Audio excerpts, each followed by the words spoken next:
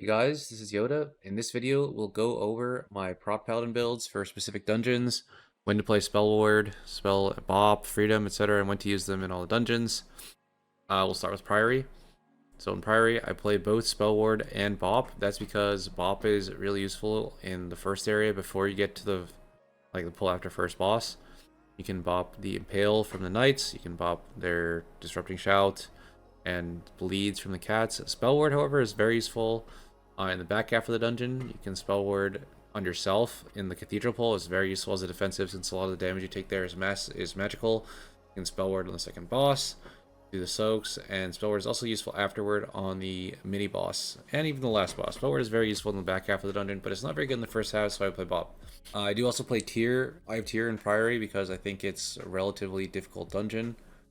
If you need to play Moment of Glory, for instance, if you're deciding to pull like 3 casters at once and you need to kick 2 for like a minute straight, Moment of Glory is good for that. You would drop Bastion of Light. I personally do not like playing Moment of Glory unless I specifically need it to do like a specific pull. Like I know exactly what pull I need it for, in which case I will play it just to make sure we can actually get through the pull. In my opinion, the main usage for Moment of Glory is to reset your Avenger's Shield cooldown. The fact that it makes your Avenger's Shield do 20% more damage and the piss low amount of absorb it does are completely irrelevant. It is only basically used to make certain pulls work. The absorb it does is extremely low, and the extra Avenger's Shield damage is like less than a 1% damage increase when you use it. So don't worry too much about that. I mainly use it only for extra interrupts in certain pulls. Next we'll talk about Ecodome. So in Ecodome, we don't really need Bop. Spell Ward is useful for the whole dungeon. You can use it, for instance, on the first boss, although Sack's usually good enough. You can use it on the Sentinels, like the Frontals, very useful on yourself. On the second boss, you can use it to immune the spears. And towards the end of the dungeon, you can just use it like as a heal, or like for healing on your allies. You can also use it on yourself for Gloomblight. I decided not to play Eye of Tyr in Ecodome because I find it relatively easy to survive. I just play Inspiring Vanguard instead. Not really enough interrupts to justify Moment of Glory. We don't need Poisonous Spell either, so yeah. Streets. Ooh. Oh yeah, one other thing. I have been playing this talent a lot more for Warning over Divine Inspiration ever since they changed the tier set. I think output-wise, they're pretty equal, or pretty close to the same. However, if they're equal, then I would rather play Forewarning because Divine Inspiration always has that chance to proc a random weapon on someone that can one-shot you. In Streets, we are playing both Spell Warding and Bop and Freedom. You can Freedom the Venza Gold boss, the Menagerie boss, and that's really the main use for it. There's like a random slow leader you can use it on, but it's really used for that boss for the chains. Spell Ward is useful for the first boss. You can stop a stun, and it's also useful somewhere later on. It's not really that useful later on actually. It's useful on like the Bazaar pull as a defense on yourself, and it's useful on the last boss in case someone gets hit. Bop is really only used on the Mailroom boss. You can immune a money order with Bop. You just bop the person and like nothing happens. Like the entire thing goes away. Interrupts are kind of chill. We don't really need Moment of Glory, so we just play Eye of Tyr. This dungeon is kind of hard for the tank in the first area. After the first area, it's kind of chill. But the first area, I think, definitely warrants playing Eye of Tyr, so we do play it. Next, talk about Gambit. In Gambit, there are a few pulls that warrant Moment of Glory, in my opinion. Tank damage is extremely easy, so we're not going to play Eye of Tyr. The only time this is actually dangerous is potentially the first boss plus 4 Stormforged Guardians. That is a little bit difficult. Actually, I really should be playing this. Okay, we are going to default to Bastion of Light over Inspiring Vanguard. If you don't want to play Moment of Glory, like you're not doing cast every pulls, you can just drop it. But in my opinion, it is kind of useful for interrupting extra water bolts in the first area. And if you want to do like a 3-caster pull later, then you kind of need Moment of Glory for that, in my opinion, as a prop paladin. Don't really need Bop. Spell Warding is useful mainly for the last boss. In my opinion, you can probably play without Spell Warding. The main uses I found are Spell Warding and random melee on the first boss with Guardian's pull. If you're not even doing that pull, you definitely don't need Spell Warding. And it is also kind of useful to soak on the last boss. Honestly, now that I talk about it, it's probably not worth the 2% plus damage gain you get from Inspiring Vanguard. I would probably just play like this. No Spell Warding or Bop, which is kind of interesting. But yeah, it is what it is. Maybe I'll play Bop, actually. I think I will actually play Bop in this dungeon. Since I'm not playing Spell Warding, I might as well play Bop. You can Bop like Sword Toss or something. Anyway, Ara-kara. In Ara-kara, we definitely do not need spell warding. It's not very useful at all. They did add some magic damage to it, but it's like not worth talenting spell warding in my opinion. There are a few caster pulls that I've been playing Moment of Glory for that are triple caster in the second section and the first section. Mainly like the first pull, you can Moment of Glory to interrupt both attendants at the same time. While your group solos the mini boss, and then in the secondary, if you do like 3 web guy or 3 casters at the same time, then Moment of Glory is very useful. Bop is very useful in Ara-kara. You can bop like someone on the first pull just on the gathers. So don't have to worry about like random things charging them or aggro. You can bop on the first boss on yourself for Alarm Shrill. Make sure you cancel that one though. In the secondary, you can bop to cancel to like save someone from charges. You can bop on the second boss if someone doesn't know how to deal with his charge.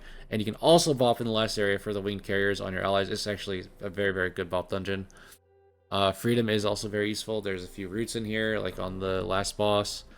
Random slows, like near the first boss area. So yeah, Freedom is very good here. Poison spell is really good. Do make sure you have this talent too. The one where your sack prevents all poison disease. In the Dawnbreaker, we do not need bop, but we do need spell warding. Spell warding is very useful for certain mini bosses and the boss. The main thing is when the mini bosses apply a dot to someone and then they do their AoE skill. So for instance, at Grandma's house, which is what everyone calls that one boss that does the AoE, he'll like apply a dot and start casting his AoE. You just spell ward whoever's a dot, and then it's a free AoE for your healer. And then on the Dark Orb mini boss, he'll like cast Dark Orb. The Dark Orb will be in the air, and then he'll put out a debuff, and you can spell ward that person. You know, again, it's a free debuff. You can also sack that person with bubble, etc. Dawnbreaker is a relatively hard dungeon for the tank, so I do play Eye of Tear. There's a lot of bleeds in that dungeon that are very nasty. We don't need poisonous spell or anything, so the left side looks like this. Floodgate is pretty similar, honestly. Swap this. Spell warding is very useful in Dawnbreaker for mainly the first boss, but you can also use it on Sludgeface for your allies. And you can also use it before the last boss, like for the Spark Slam. It actually hurts you a lot, so spell warding is like a rotational defensive cooldown there. And it is also useful on the last boss itself. If you spell ward the first person he targets, and you can completely nullify Gig Zap. He'll like try to zap one person, like the back guy, he's spell warded, then he'll try to zap him again, he's still spell warded, just completely cancels it. So that's very useful. On the left side, we don't really need poison to spell, so we just play it basically like the default page. We do want freedom. I believe that's for the nail gun, like the architect will nail gun people. You can freedom that. Don't remember any other particular freedom cheeses. There's like random pinch that you can freedom yourself to walk through, but yeah. Bop is also potentially useful. If you want it, you can drop this for Bop. Actually, I think I'm going to do that right now. It is basically exactly one pull where you want to use Bop. It's the one after the first pull. Your melee are always going to be in massive danger from wind up plus a root. You can bop them to save them there. But that's really the only use for bop. You can technically play it, or you can just play 2% speed and avoidance. I think I'm actually going back to this. I don't know. I'm kind of going back and forth, but yeah. Halls of Atonement is another dungeon where you do not need spell warding. Because there's not really many uses, but there are many uses for bop. So we're going to play bop. The only real use for spell warding would be on the third boss, where you could spell ward someone who's in trouble. But like with the prop paladin, you already have sack, and you can use lay on hands to help your healer. So I feel like spell warding is just a little bit extra, and you have to make sacrifices for it. So I don't like it. We are actually not playing Moment of Glory in Halls of Atonement, even though there's a lot of casters. The main reason is that I've basically found a way to deal with every pull without Moment of Glory. Like there's only 2 spam casters. And like one guy that needs to kick every now and then, so you just focus that guy and then target the spam caster, and you're fine basically to solo 2 mobs at the same time without Moment of Glory. I play without that. I do play Eye of Tear. This dungeon is a little bit scary for tanks. Honestly, I could see dropping Eye of Tear for either this talent or this talent. Also, I need to play Blessed Assurance in Halls of Atonement. One thing I forgot to mention, by the way, earlier, which I'm just going to talk about now. Blessed Assurance versus Divine Guidance. So basically Divine Guidance is extremely good on single target, but it's basically only really good on single target. If it's not used on single target, the damage basically gets dissipated, like it just spreads out among all the enemies. Like an AoE, it's not very efficient. And it'll also like lose a lot of value if you're healing your allies with it. It is very good on pure single. The thing is, in Halls of Atonement, there is basically no pure single, where like a lot of, like almost every boss is pulled with funnel. or like it'll accidentally heal you. It is kind of okay like on the third boss and the last boss. But almost every other single target encounter, Divine Guidance is not that good. So Blessed Assurance, in my opinion, is better for that.